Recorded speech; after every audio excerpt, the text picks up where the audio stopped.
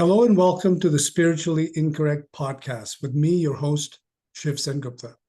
I'm the author of the Advaitaholics Anonymous books, Sobering Insights for Spiritual Addicts, a Manifesto for Spiritual Anarchy, and an Antidote to Spiritual Enlightenment, all published by New Sarum Press.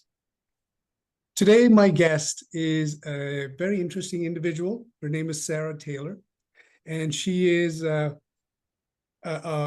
jack of many trades, right? She's a comedian, an actress, an energy healer, a spiritual teacher, and she was highly recommended to me by my friend Ishtar, who I had on the podcast, I want to say about a month and a half ago. So welcome, Sarah.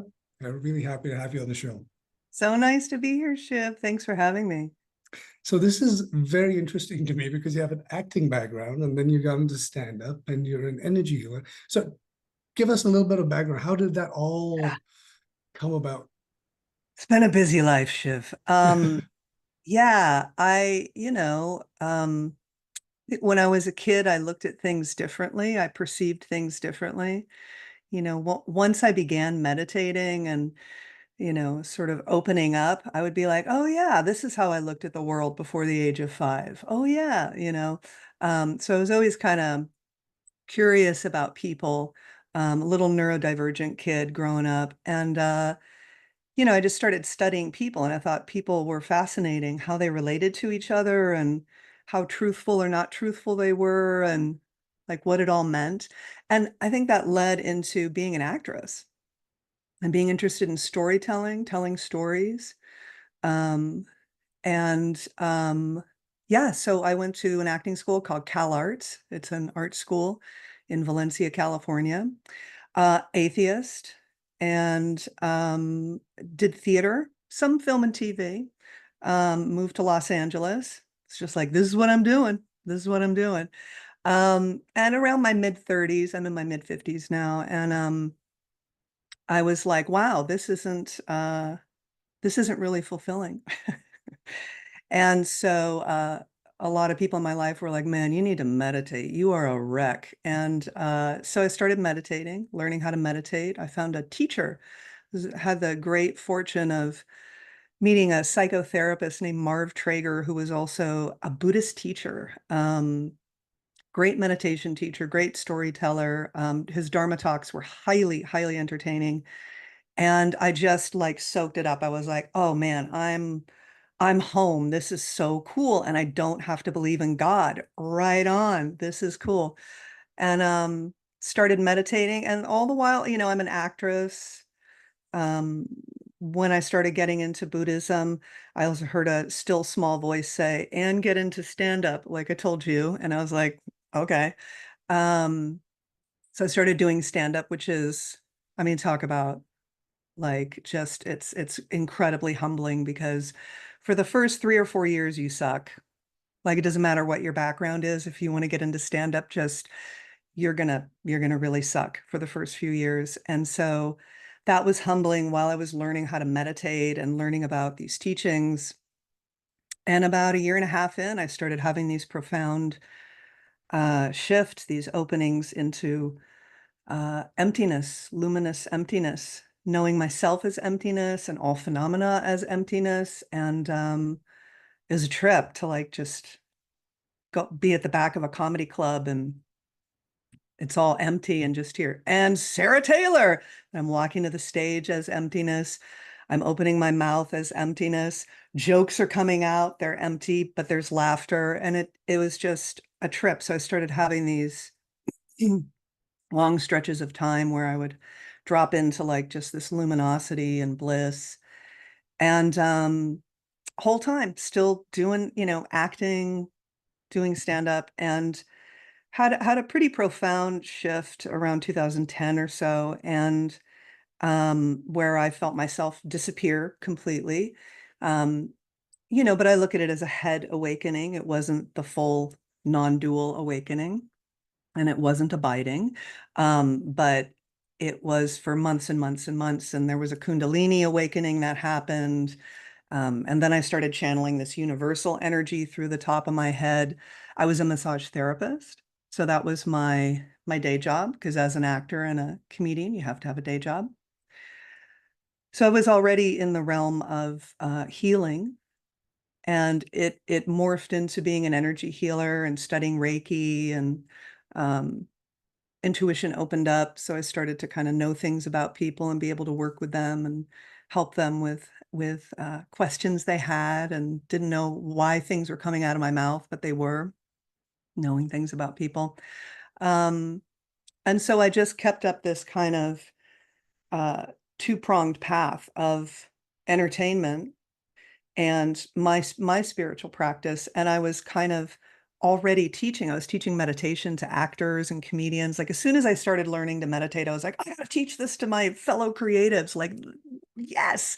So I'd have these groups called Comedy Karma, where we would meditate and then do writing practice and share our writing, and it was really cool. So I sort of found myself, by the time it was like 2015, 16, I was like, how did this happen? Like, I'm somehow a teacher of spiritual shit. Like, I don't know. Like, it sort of crept up on me because it was just what I was doing. And I just started doing more and more and more of it. And then people would come to see me like, oh, somebody told me to come see you. And so by that time,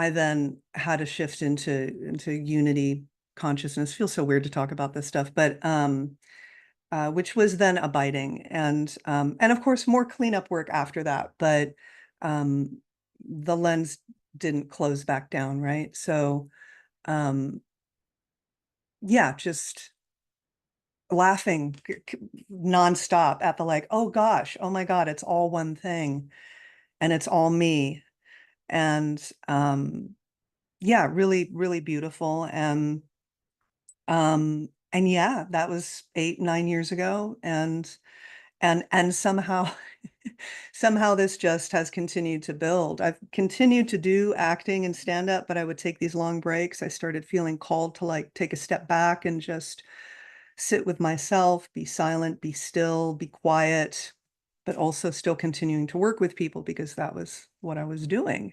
Um, and then yeah, so which brings us to today, which I've really taken a step back from comedy and acting. I don't have an agent. I'm not going on auditions. I don't really have a desire to. um, but I love live performance. I think it can be transformative and transcendent, and work with archetypes that are helpful to people can be quite healing. So I'll probably get back to performing at some point. But yeah, the bulk of what I do is I support people with their path. Yeah.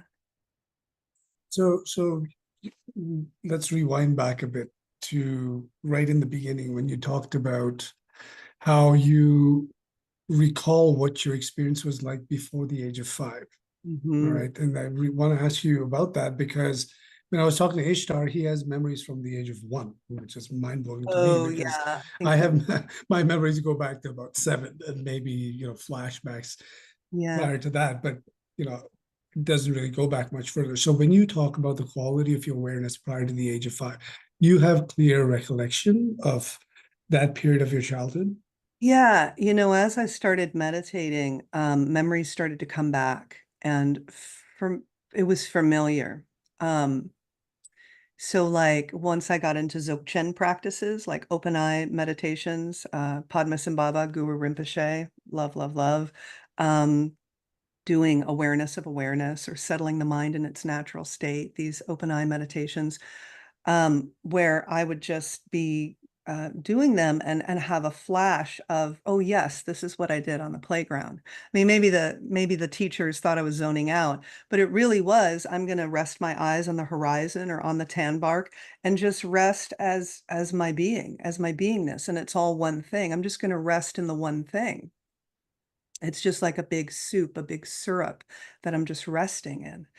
And so as I started doing these practices, it would come back flashes and memories. And when I was learning shamatha, mindfulness of breathing, concentration practice, and um, going into the jhanas. I don't know if you're familiar with the jhanas and Theravada.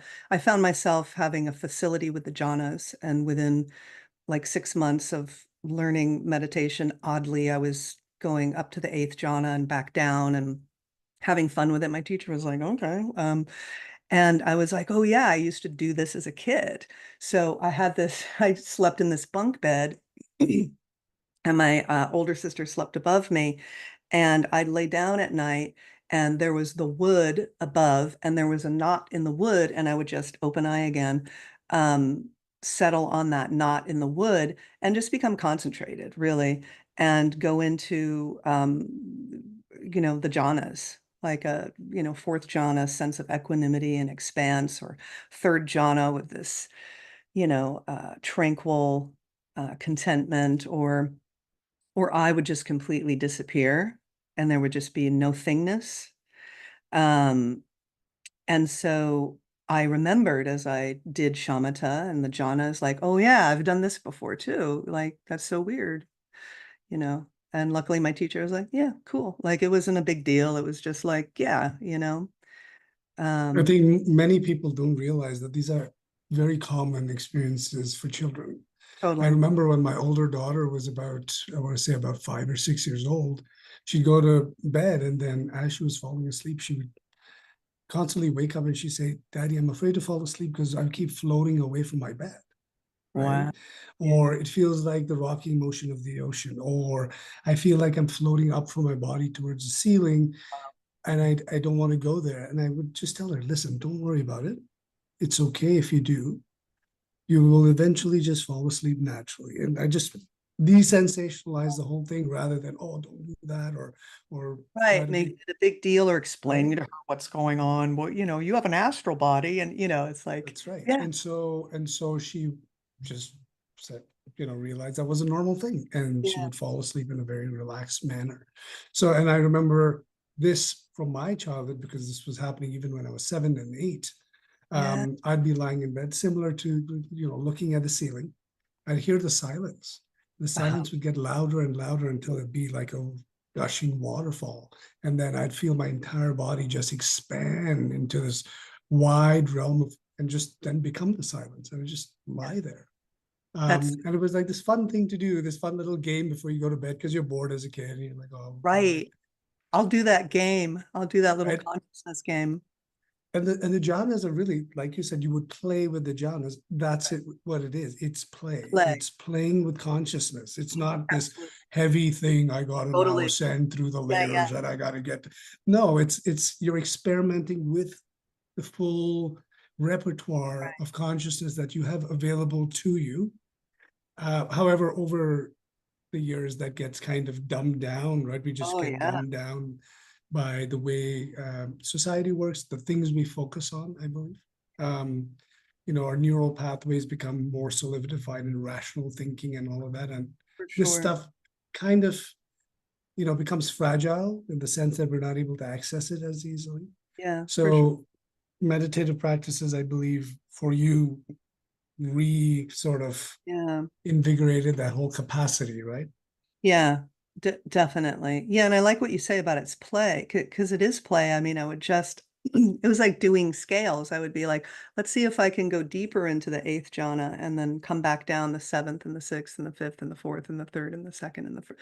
And it just felt like, oh, this is cool. And and it was never like, oh, I want to wake up, or, I knew that there was this Buddha guy who was talking about this waking up stuff. I was like, yeah, I don't know really what that is, but this is cool.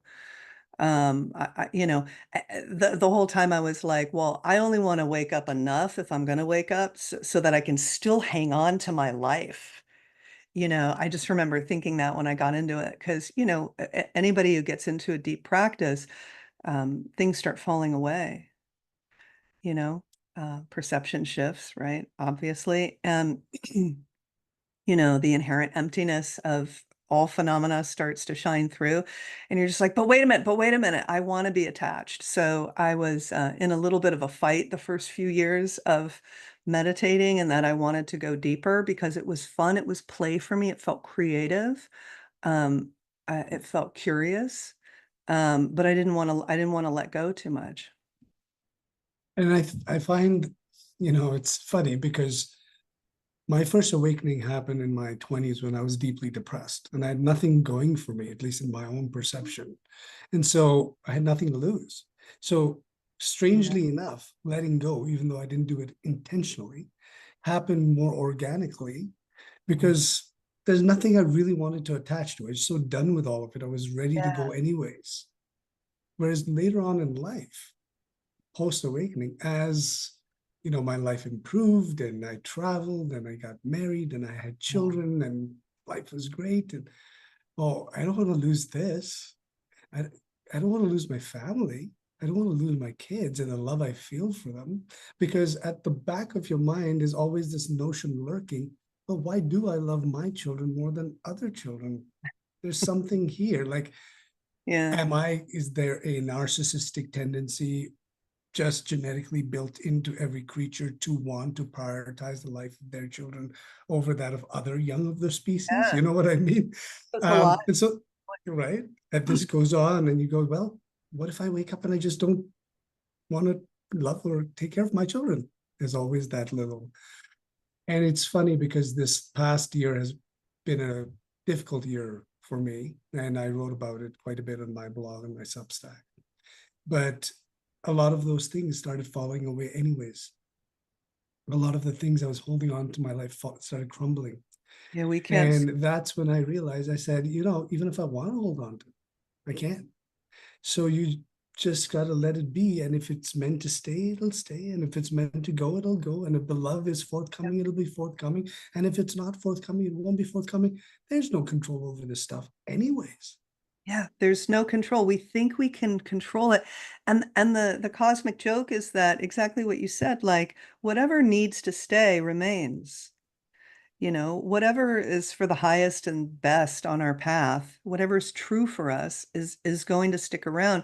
And being, you know, scared of losing that connection with your daughter or your wife or whatever, I'm sure you found that like the mind's idea of losing that is not the same as whatever falls away so that you can actually connect to them in a more truthful way, right?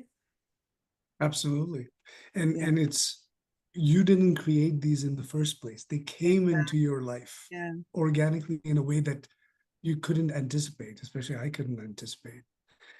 And yet over time you begin to claim ownership as if this is something you have created, and Right. therefore it is now your responsibility to maintain them or they will collapse. And it's this weird game we play with ourselves, It's right? such a game, and it also like when I see the new age world with all the manifestation talk and stuff, which just seems to instill a deeper grasping at control, which is such a bummer. I mean, I don't know what your thoughts are on like this, the new age, like let's manifest something, Shiv. It's just this, you know, because sometimes I live in LA, like there are like 1,000 crystal shops on every corner, right? And I get all sorts of, you know, I meet all sorts of people and all sorts of people come to me. And it's really interesting to work with people who think that spirituality is controlling outcome. Yes.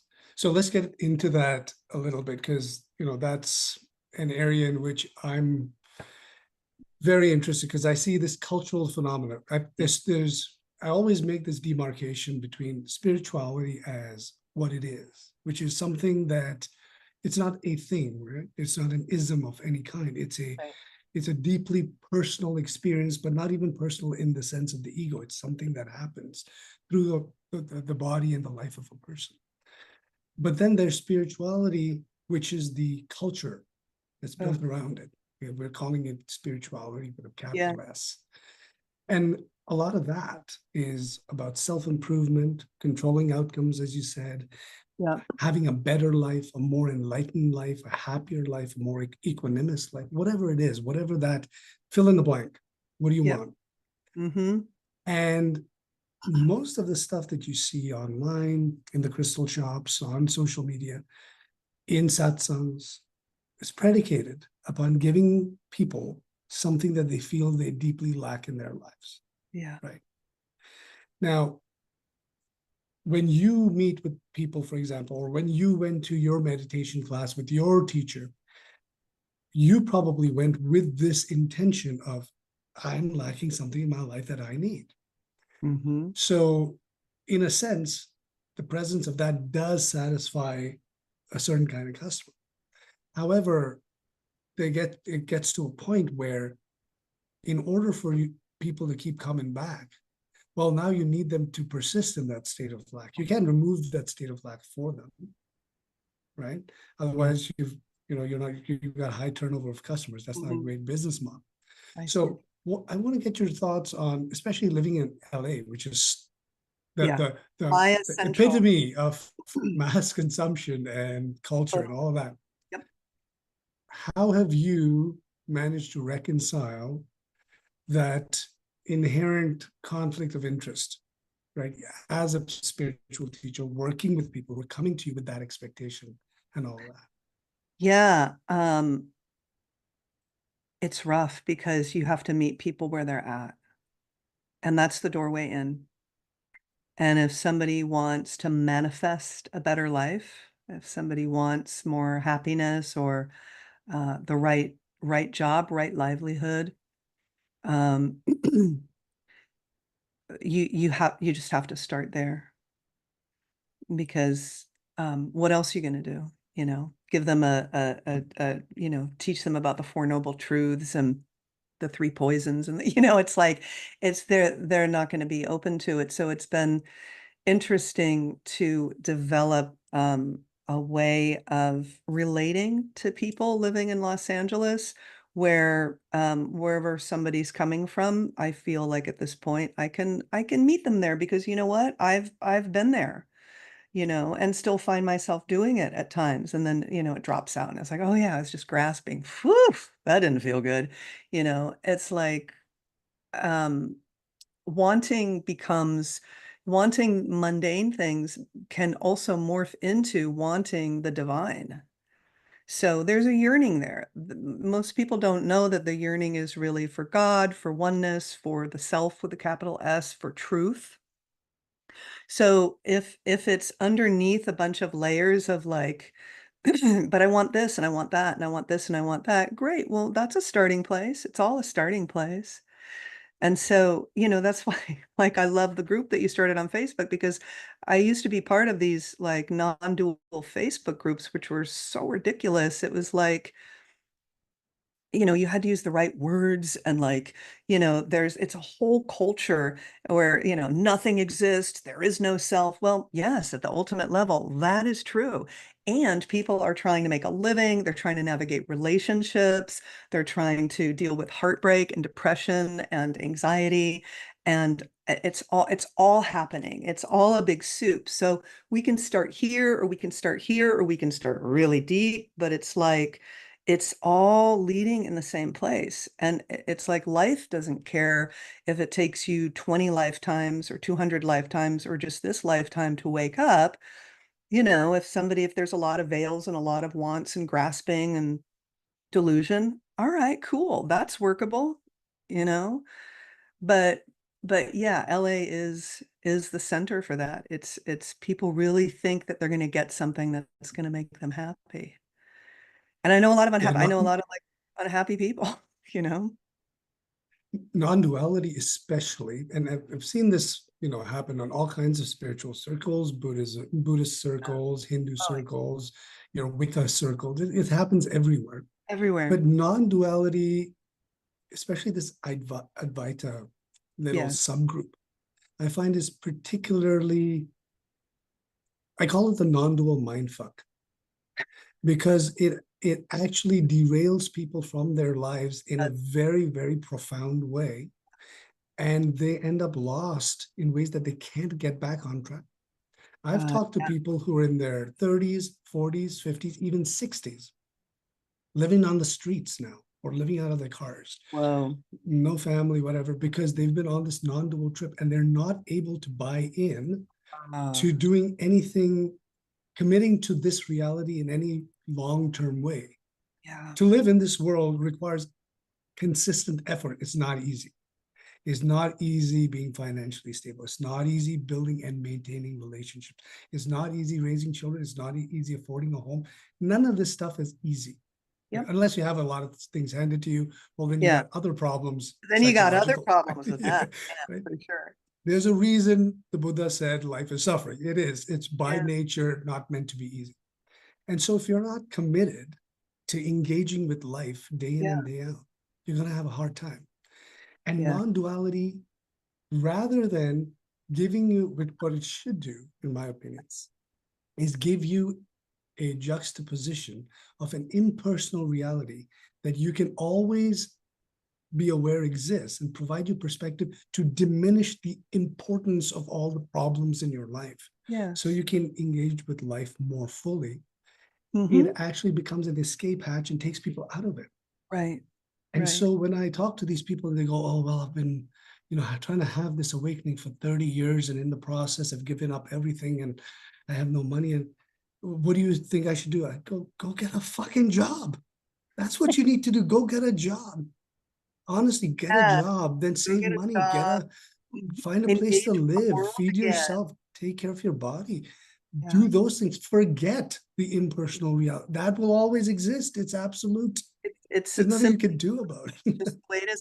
Well, and what's ironic is non-dual means not two. That's right. It's not like this mundane reality and then the ultimate reality, and they're so separate. And I just want to live in the ultimate reality. That's not even, you're in a body. So non-dual means that it's not two, it's actually one thing, but there's differentiation within the oneness. And it's, I like wholeness better, right? Like wholeness is so much better than the how non-dual has been co-opted now and looked at. It's not non-dual, it's singular. It's like a, and it's really, I meet some really stubborn people. And because I'm an energy healer, but also help people with awakening, with non-dual awakening, sometimes people have sort of like on Facebook been like, well, what's this bullshit of healing? Like there's nobody to heal. And it's like, all right, how's your life going? Like healing just is integration. That's how I look at it. Healing is integration, and it's the melting of, because ultimately there, again, there's just one thing happening. I always like to ask people like, what else is here? As a teaching, when somebody's like, oh, I'm contracted in pain, or I'm just in the absolute. Well, what else is here? And as you start to like, add in, oh, there's pain, but there's also like a feeling of like okayness. Okay, great. And there's tightness. Okay. Oh, but there's also, if you really look, there's also a feeling of expanse. Okay, because when you're able to open to more than one thing, that does melt into there's just one thing happening. But there's still this parsing out, that people are doing and separating out. So yeah, you're absolutely right that non-duality is the way it has been evolving, mostly through social media, is a mind fuck. And it seems to be a mental exercise for people. It's intellectual. But So I agree with you. why do you think that culture has proliferated in that way? Well, because we want escape. It's because life is suffering. But, I always like to say that, I wish the Buddha had used different words, right? It's sort of like, life is suffering, but it's not personal. I mean, of course, the later teachings go into that, but it's like, that's why we suffer, because we're taking it personally, like this is happening to me. And it's like, so I'm just going to remove myself from it. None of this means anything to me. I think it's just, people, because life is challenging, man. And I also think there's a lot of really traumatized people out there. Like, I was surprised at my level of trauma as I started awakening, and doing the cleanup afterwards. Like I'd have an awakening and then do cleanup and then have another awakening and then, oh, great, it's abiding. Everything's going to be wonderful. Oh, but you know what also is arising? Even though the great big expanse that you are connected to everything is still here. And there's like terror arising. Oh gosh, let's take a look at that. Um, you can do your healing work before, during, or after an awakening, but you're going to have to do it. So I think there's a lot of people carrying trauma in their bodies, and intergenerational trauma and collective trauma. And, I was having a conversation with a friend of mine who's a spiritual teacher, and she was saying, yeah, if people just started waking up more and, getting a sense of non-dual awareness. And I was like, I don't know. I don't know if that's the answer. Maybe it really is like, what if just people started healing? You know? Like, what if this wasn't a world where, like, we wanted to wake up or spirituality wasn't about that, and it was about, like, just meeting yourself fully, meeting your pain, learning that you're vast enough to hold for whatever you've ever experienced, and that you can meet it, and that you can lean on people and help it to melt and integrate, and, um, yeah, I think there's a lot of people kinda running from trauma. And I know trauma is a big buzzword now and everybody's using it, like, everybody's traumatized. They didn't get the latte they wanted at the cafe or something, but, there's big T trauma and little t trauma, and I've gone through both. I'm sure you have, like, we all have. So, um, and that is we wanna escape trauma, we wanna dissociate. So it's like when I see people who are really in the, like, hardcore non-duality and wanna just float in the ultimate realm and turn their back against everything, it's a form of dissociation. Right. And I also, through my own experiences floating in that space of the impersonal. Um, the impersonal actually, by nature, does not care. Does not care if I'm traumatized, does not care if I'm healing, does not care about any of these things. Because to life, if you want to take life as a totality, Yeah, all of it is fuel for the fodder. absolutely. It's fuel for the engine. It keeps life moving. Yes. So whether you're putting in negative emotion, positive emotion, negative experience, it's fueling the machine. And so for life, this is why ecosystems can exist, because you need birth, you need death, you need suffering and disease, you need healing and new things to happen. All of it is good from life's perspective. Yeah. You go into the personal realm of Shiv. Now, that's not the way it is, because Shiv wants to heal. He doesn't want to just be okay with keep getting traumatized. Of course not. And so there's always going to be these two different realms Yeah. of existence and perspective within a human being, if they can manage it, right? Yeah. A lot Yeah. of times there seems to be this conflict because one is indifferent and one has preferences.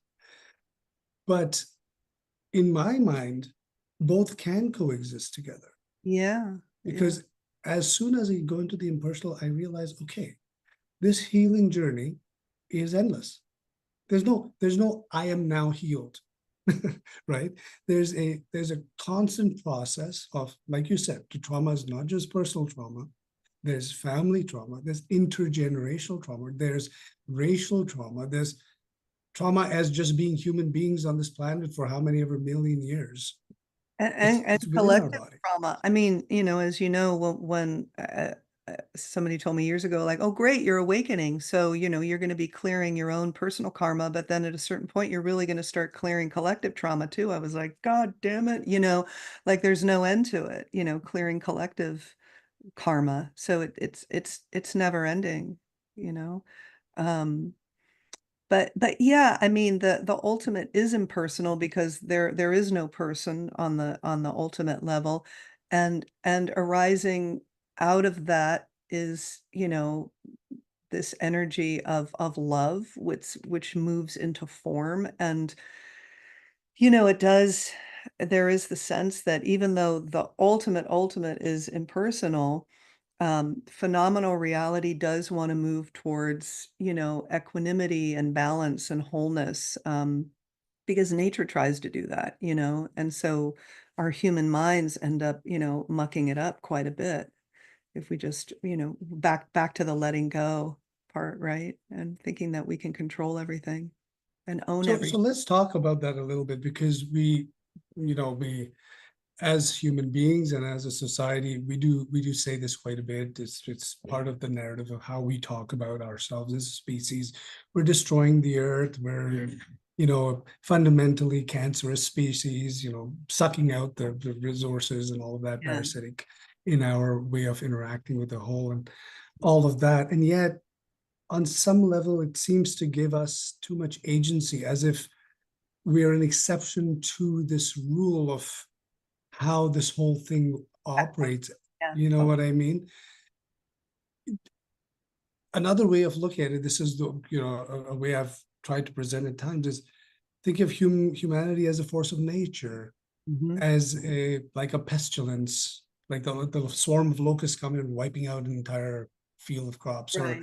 or a tsunami coming and destroys, or a volcano just, It's a force of reducing a nature. part of the Yeah, it's planet to nature. ashes.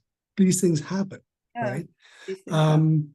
So again, from the perspective of the totality, not saying that either you or I are able to, speak for the totality here, but just kind of spitballing. Do you think that there is, because that's another thing I've seen in New Age culture, this suggestion or implication that everything is evolving towards a higher spiritual kind of realm? There's an Yeah, ascending that's happening, whether the earth is moving to the fourth dimension or fifth yeah, right. dimension, or human beings are evolving to something. There's this movement happening towards something higher, as opposed to a cyclical, which is what we see in nature. Right. And I want to get your take on that. Do you think we are moving higher, or do you think these are just patterns that eventually repeat themselves anyways? That yes, we move higher, but then it comes back down again.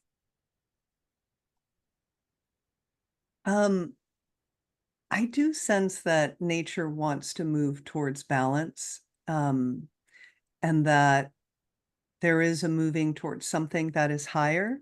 And so there might be a lot of chaos and upheaval. It's just like when there's an awakening and opening, a glimpse, great, wonderful, but now all the shit comes to the surface, you know? So we're in such a chaotic time, and we could say we're in the Dwapara Yuga or we're in the Kali Yuga. People differ about which yuga it is. Um, I think it's pretty precarious. I mean, I don't want to make any predictions here. Um, and that's not what you're asking, but I think it's a yes and. I think nature wants to move towards something higher, if we're going to use that term.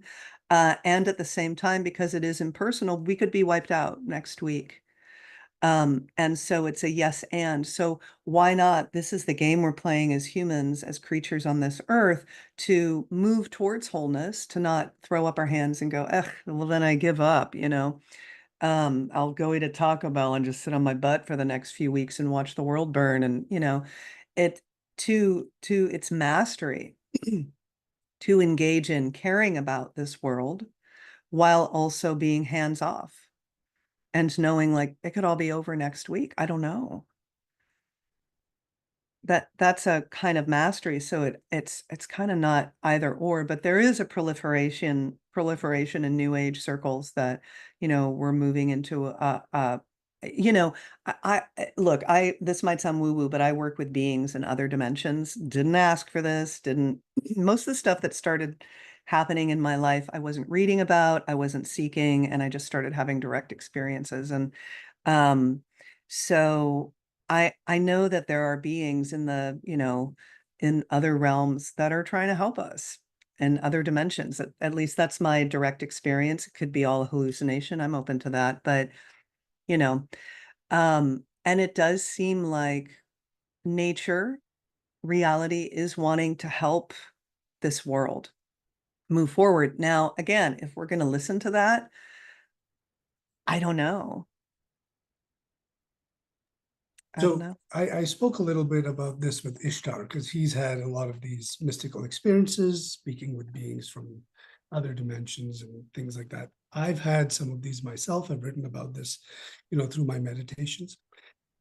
And so I personally try to steer away from metaphysics when I write, because I create a very clear line between what I can assert as fact as opposed to my subjective experience. You Yeah. know what I mean? And so I've typically steered away from metaphysics, but for argument's sake, right?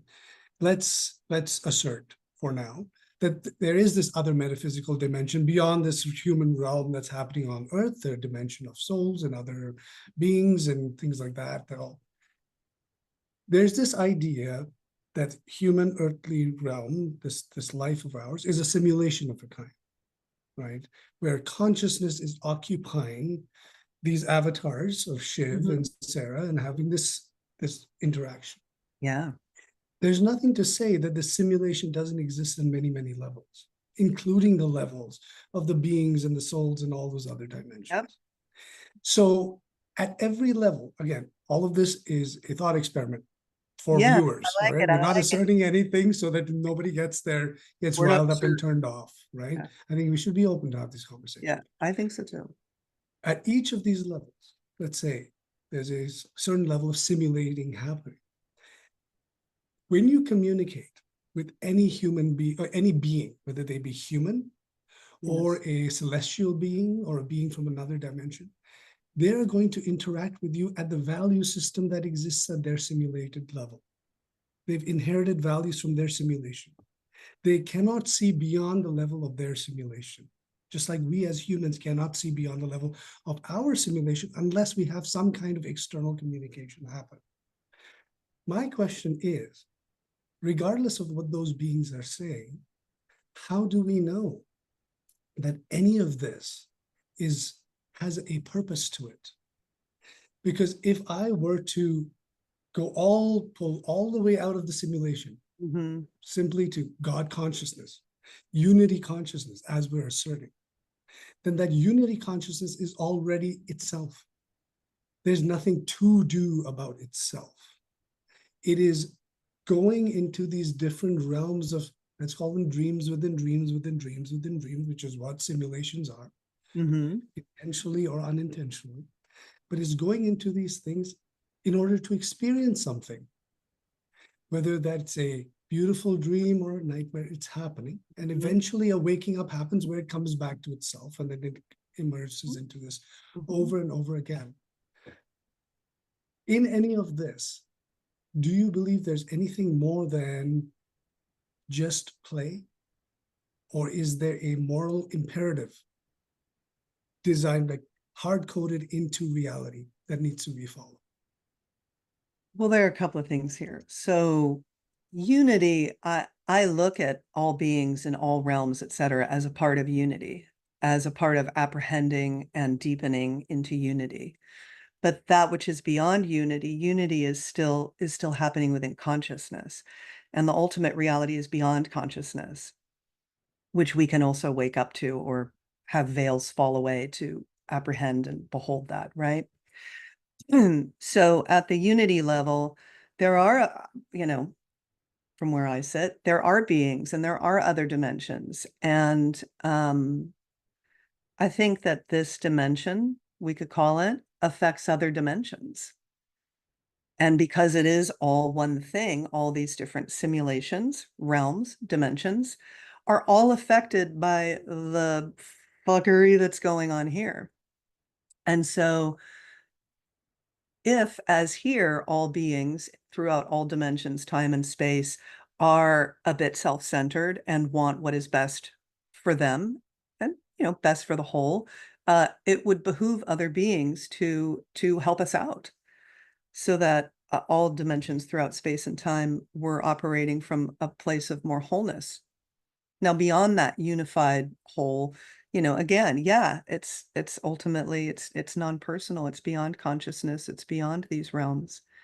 But yeah, and it does sort of feel like a video game in a way, it's not to really stress that and make people again go live in their car, right? And just say it's all not real anyway. So why we're meant to, just like when we started this, like play, just playing with the jhanas, playing with consciousness, we're playing with form too. And to assert that in a world where there is so much suffering, so much trauma, so much violence, racial inequity, and it sounds heartless, but there is a play to this, is my sense. But again, what do I know, right? Well, it's interesting you say there's a play to this, because in a sense, a play is not just playing as children do, but play Exactly. acting, right? Play acting as in Yeah. a And it's play not put just up on, joy. Play can take a lot of form. Yeah. right? And as an actress, let me ask you, when you were presented roles to play, let's say you were given the role of, I don't know, God, the Godfather, you're going to Yeah. play Marlon Brando's role, or you have a role of somebody who's a positive character in society. As an actress, when you're looking at these roles, are you making a judgmental distinction based on the morality of the role? Or are you choosing the role based on how interesting the role is, how much of your acting caliber and creativity you can bring to the role, all of that? I'm just curious what your approach as an actress Yeah, was. it's been so long since I've taken on an acting role. I think the inner knowing guiding me to get into stand up and get away from like playing roles um was a nice evolution of just kind of being myself, just being me, whatever that means in any given moment. Um but back when I was taking on roles, I mean, I was in a different mindset and a different consciousness back then, but yeah, I remember I would always try to, understand their vulnerabilities, what they wanted, right? What's your motivation? But like, what do they really want out of life? Why are they doing this? I think I played a couple of villains, sure. Some Shakespearean folks. But, yeah, there was never kind of like, "Oh god, this is a bad person." I mean, sure, initially you read it and you're like, "Oh, fuck," they've got some, unhealed shit. But then you embody it and you tap into the collective. I always felt like I was tapping into the collective when I acted, and that I could pull from whatever was needed and, kind of became the person, which actually was a little scary for me at the time. Um but yeah, I think, for any actor, if it serves the story, um, you know, roles reflect, the panoply of existence and how many colors there are. I mean, it's kind of hard because I'm not really acting anymore, doing that kind of stuff. But yeah, I would say now, I mean, yeah, I don't know if I would take on like somebody who was, I don't even know. I don't know how to answer that, but it's Yeah, a good I question. did some acting just in high school, right? I'm talking about like school plays and things like Yeah, that. I was in the drama club. But even as an avid moviegoer, I watch films and TV shows and things like that. I find beauty in all kinds of genres, all kinds of characters, right? yeah, And if I find a particularly devious character, you hate them, but then you love to hate them, right? And you don't want them to become good characters. You don't. I use the right. Yeah, the Batman as redemption. my emblem of my Yeah, reincarnated Facebook and online persona as a writer now. My blog is now called Dark Night of the Soul, Night yeah, with a K in this case, cool. primarily because I see that as he is the antithesis to the superhero kind of moniker, right? No actual powers other than his power of self-reflection. And so he's not really a superhero in that sense. Mhm. And he has this darkness to him. But when I reflect on a guy like the Joker, in Yeah, the Dark Knight series, he's a deeply, deeply disturbed character. But then you love him for how disturbed he is, and you don't want him to yeah, necessarily, in the context of the that redemptive story, arc. None of become that. a good guy. There's a Yeah, narrative arc. And so if I'm looking at life, again, there's two perspectives here. From the personal perspective, I am a character in the drama. And so I have a certain investment in the trajectory everything takes, a personal investment. But if I step out of that and look at this drama as a simulation, what is the impetus for any character to necessarily heal and evolve in a positive direction, and let's say not in a negative direction? Um, of course, understanding that there are impacts and ripple effects that happen not just within this society, perhaps in other realms, to other societies, other beings, and all of that. But all of that still exists within the black box of the yeah, personal kind of story. I'm, again, like I said, I don't have any strong opinions on it. It's just always been something I've reflected upon, because when I go into that deep impersonal space, I don't find anything in there that has any kind of imperative for anything to play out other than the way it is. Yeah, I mean, what I've found is there's the coming together of that ultimate with then the first form that comes out of the ultimate, which is this kind of love and this wholeness and this unity, and so both of them moving together. Um, and I think we love these dark characters and these villains because they're so unapologetically themselves, and we crave authenticity. Um, you know, there's a phenomenon in our culture of just sort of like rooting for the villain, like you said, because they're just so unapologetically themselves. So I think we're craving authenticity, we're craving truth. So, maybe that is part of the movement more than wholeness, more than, which feels like a good thing, or like, moving towards love, which can be called good. We crave authenticity and truth. We crave what is true. But also to what you were saying, villains in stories, um, move the story forward. So, do we really think that there won't be, the bad guy in humanity's story anymore if we solve things, or if we vote this party in or that party in? We think we're just going to eradicate all bad guys forever? No, because something about people being asleep and in touch with such darkness that they want to splatter and penetrate others with it, and you know um keeps keeps this shit moving. Otherwise, what's the point? I mean, this could be like a whole longer conversation, but it's like, yeah. And I think that's why people like, so yeah, totally. I mean, if somebody was doing a film, I love that there's a lama named Zongsar Khyentse Rinpoche. Um, Khyentse Norbu, are you familiar with him? He's a No. lama, a Mhm. reincarnated like lama who is a filmmaker, and I just love it. I'm like fangirling. I've been watching his movies, got to meet him. But it's like there can be, and he's such a great storyteller, because he understands that to have a story, there's got to be struggle, there's got to be suffering, there's got to be grasping, there's got to be wanting, and there's got to be those who are stopping you from moving towards that. And uh, yeah, so it just keeps the whole story going, and it's relatable. I find, you know, although it's convenient for us to, stereotype people as good guys and bad guys, obviously that's not the reality, right?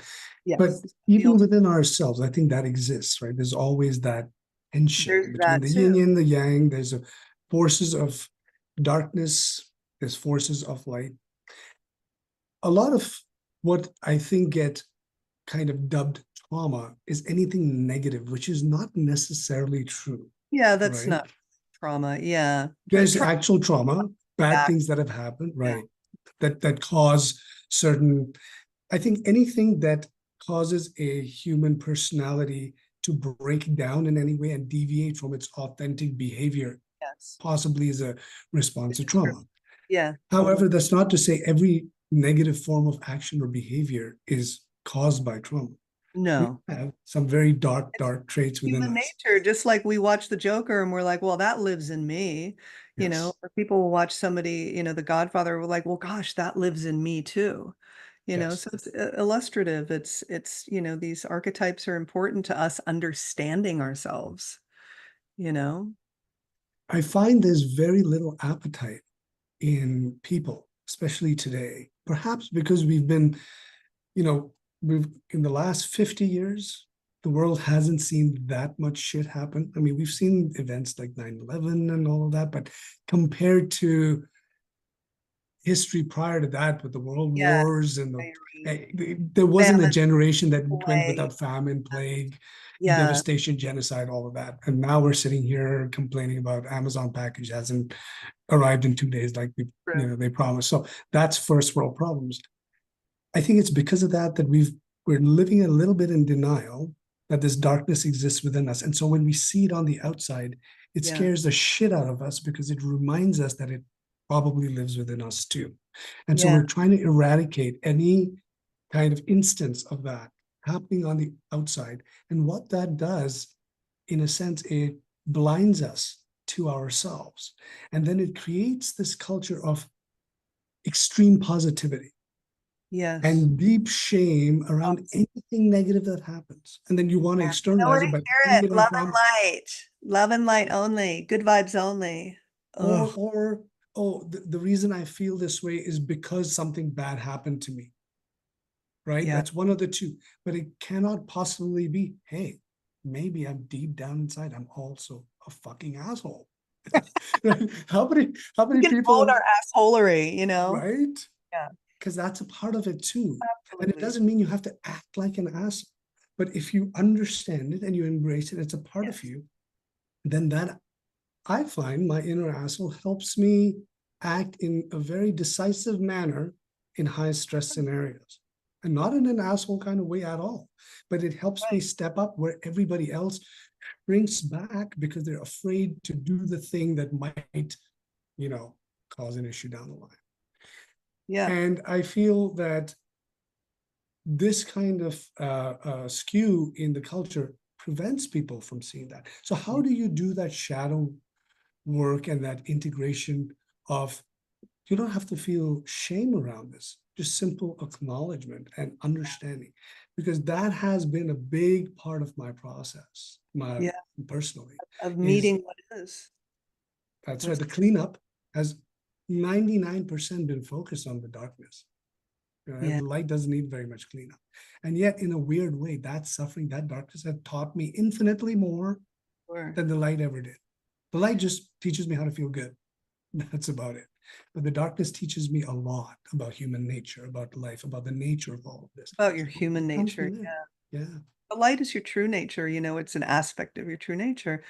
Yeah, I really encourage people to just be truthful, radically truthful about what they feel, what they want, what they don't want. Um, and that's the starting point.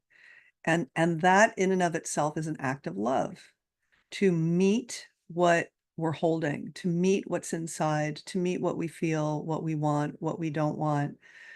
And to meet ourselves like that fully, like that's what I see with people is like the capacity to meet ourselves with not just light, true nature, great, but like all your shit too.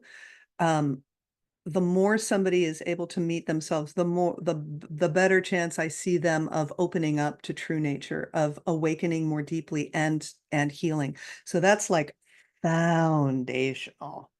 Right? But yeah, people will go to see an energy healer or an awakening mentor and wanna just be in the light, be in the love, be in the oneness. Well, guess what? The oneness includes this dark stuff. This is here too. So let's meet that too. We don't have to like it,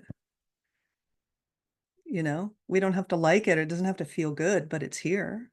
And that's, what I found just for my dir direct personal experience, the deeper that the awakening has gone and integrated, is that there's just this really big space in which everything is spontaneously arising and then falling away, and there's just room for it. There's room. So, again, which doesn't mean I always like it, you know? But, yeah, I just always try to encourage people to, like, start there, just meeting where we're at. So I love that you're doing that type of work, that cleanup work, it's integration, really. It's like, yeah, this is a part of me too. This lives here, and if we're not grasping at it, "Ooh, I want more of it," or "This is who I am," deriving identity from it, right? Or pushing away from it, "That's not who I am. That doesn't feel good." Then we're just hands off, and it's just arising and ceasing, and then it has a chance to melt into our being in a way that actually creates a really multidimensional, wise person? When you encourage people to meet themselves in this space, Do you find it's challenging? Because a lot of people I've worked with, right? If they don't have access to that impersonal space, then they're meeting themselves essentially from that within that same personal space. So they're bringing the same biases and prejudices and everything they normally carry around with them to that meeting. They have no choice but to. Yeah. They're using, the same brain, same personality, everything. And so typically what I do, and I've used this in my writing, and it's a very simple technique that I'll recommend to people sometimes, is I just ask them to look at themselves in the mirror. So bathroom mirror, whatever, stand in front of the mirror and look at the reflection in the mirror. And after you've been doing that for a while, shift your attention to what is watching you watch the mirror, right? And so now the person's attention is shifting away from what's in the mirror to what's looking at the mirror. And they notice that there's a qualitative difference there between what they see in the mirror and what's looking. They can't put their finger on it, but it feels different. Yeah. And then I'll ask them to have a little bit of practice switching back and forth with that. And then occupying that space that's looking out. See, do you have a problem with what's in the mirror? And typically, if they've been in that space for a little while, even a minute, watching what's observing, they'll notice how impersonal it is and how it actually doesn't judge the person there in the mirror, right? Yeah. And that, in a way, is meeting that person for the first time, because you're meeting the whole of that person. Otherwise, we're always filtering out or letting too much in. We're hyper focusing on certain traits and ignoring certain beautiful things about ourselves. And so this whole thing about meeting, I find it's quite challenging for people that I work with, because they feel they are, but really they're bringing that same bias into the actual act of it. Yeah, I mean, that's really beautiful that you lead people through that, because it's such a gift for people to open their mind to that, so they can see through the mind that, oh, this is impersonal. This isn't happening to me, and there is a space of awareness here that is fundamental. And I'll work with people like that too, but I tend to go right into the heart. And even though we're on this path of seeing through the mechanism of self, right? Of the separate self, um, I'll have them hold a space with love for these pieces of them, and to assign them ages, or um, you know, memories might come up for people. So I also work a lot with transmission as well. So there's an energy that's coming through me that people say feels very loving. So I create a loving space. So that's the energy part. And if they've had experience of feeling loving and compassionate towards another being, maybe their pet or their sister or whatever, they can access this for these parts of themselves. I'll say, well, just invite that part in. Oh yeah, the self-hatred, it can be here. Where does it live in your body? Oh, in your gut and your throat? Great. Put your hand there. Welcome it. It gets to be here. So it's more of a unifying, of a welcoming in. So there's the sitting back into the seat of your being of awareness and seeing it at a distance. And then there's the coming in with the heart, that is like, all right, and this belongs, and this gets to be included, and this gets to be included. And then I'll say, what is including? What is including all these pieces and all these sensations and all these emotions? And then sometimes in that space of the heart, then they can sit back into what is looking and what is holding the space and go, oh, right. So yeah, it's similar, and I'll have people kind of look at these selves and ask them to come home, because if you were not acknowledged as a victim when you were 5 and something terrible happened to you, you carry around a victim mentality, right? Becomes part of somebody's identity. But if you acknowledge that little 5-year-old, let's invite her in. She's sitting here, she's in this heart space of love. We're in the transmission, and it can just begin to kind of melt, and people have had this feeling of then dropping back into true nature. So I feel like we can use the mind to, I think it was Ramana Maharshi said, or I don't know, maybe it was Nisargadatta, but removing a thorn with a thorn. So it's like if we're at the level of mind, let's use the mind. If we're at the level of a broken heart, then let's use the heart to get at truth, at ultimate truth. Yeah, I think both are necessary, right? And in fact, For that was sure.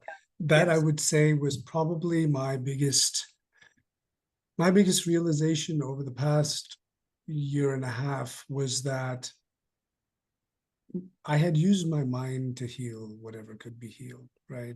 Clarifying the perspective, clarifying it to fine-tuned kind of state. But despite that, things fell apart. And Yeah, when that fell apart, there's nothing more the mind could do. It had seen through it all. that's right. It could go to the impersonal. It can see it all, but yet I feel like shit. So what do you do now? Now it's no different than having a beautiful meditation in blistering heat. You can't enjoy it because the heat is uncomfortable. And because we have nervous systems, it's Yes. not enough to see clearly. We have to feel clearly too, right? We have to feel. We're Heart human and body. beings, right? And that's where the whole compassion practice comes in, that feeling of existential safety beyond the clarity. The clarity does not give that existential safety, Yeah, right? And that's what I had to invite into my life by beautiful. just giving compassion to myself, and not through a practice or anything, but just saying, it's okay, just be the fucking mess that you are and just let it be. And it's all right. And you just kind of give yourself that cocoon, that warmth that it's very funny. It's very archetypical that it's that sensation of being in the womb. We just crave Yeah, that yeah, warmth and comfort of really just do. being contained, right? And you just hit the nail on the head with nervous system. We have nervous systems. We're in a body. And so, it's like mind sees clearly, heart welcomes everything in, body can process, gut can process. And everything, like the body is the last place that holds all karma and all experience. And so bringing awareness to, like, well, where, I feel like shit right now. Okay, where do you feel like shit in the body? Where does that show up? Gut, legs, knuckles, and allowing that to be there. So it's this integrative process. I mean, what you're talking about is just this it's integration, it's wholeness, which I like that so much more than non-duality, because we're in these bodies and we have these nervous systems, and and um and at the same time we are also this that is beyond consciousness and beyond body, beyond mind, beyond heart, all coexisting. It's all welcome. And so somehow that act of the heart, in welcoming our relative level self in, um, then also kind of like welcomes in true nature, the ultimate nature as well. So yeah, it's a And I think beautiful. that's one of the challenges of non-duality, especially Advaita, is that there's this attitude towards the body as if it's not true, it's not real, it's illusion. And so it's dismissed. And you can see that actually in the Indian ascetics. They all, Oh, have horrible problems with their bodies. oof. They have all these spiritual, mental, mystical powers, but if you look at their bodies, they're not in great shape. But Ramanat's knees are fused together. He could barely bend them, right? Yeah. Because he'd been sitting for so long. Nisargadatta was a chain smoker. His lungs finally Yeah. gave out on him. He Cares died of about the cancer, body, not me. Yeah. right? And they had no problem with it. They seemed to be like, all right, I'm cool with my body deteriorating, Yeah. but on a certain level, it's negligent at the same time. Yeah, I mean, I look at, like, awakening, enlightenment, like, it has evolved over the ages. This could be, I don't know, who knows? But that it's evolving, what we include in it. Whereas maybe in earlier centuries, we completely were, yeah, the great peak experience spiritually, peak states, which aren't states, were really of this shunning these parts of our being, our existence. But it kind of won't work with where things are headed now. Like of evolution is asking people on the spiritual path to include the body now more than ever, because we need to include the earth. I mean, we don't need to. I mean, as George Carlin said, Mother Earth is like just a dog trying to shake off a bunch of fleas, right? But and that could happen too, right? That might happen. We might go extinct. But while we're here, we can make that movement of the heart of including and including the body and including the earth, the planet, other beings, and we need to have healthy bodies in order to do that, you know. Full. Absolutely, Sarah. And if you have any other things that you want to talk about on this thing, we have a little bit more time. But if not, we can wrap it up. And then I'll be sure to include your details on the end of the podcast so that people can reach out to you, find out more about you, check you out, and right on. we can potentially do another chat sometime if you're up. Yeah, that sounds really good. I do have an appointment coming up in about 5 minutes, so I do have to run, but I just so wonderful to be with you. And when Ishtar reached out to me and said, "You got to do this podcast, Shiv is great." I was like, "Yeah, right on. Okay." No, I'm So glad thank he you so did. much for having me. Yeah, it was great. And if you don't mind, just hang on for a second and we'll chat in the backstage. I'll let you get to your appointment here. All right. All right.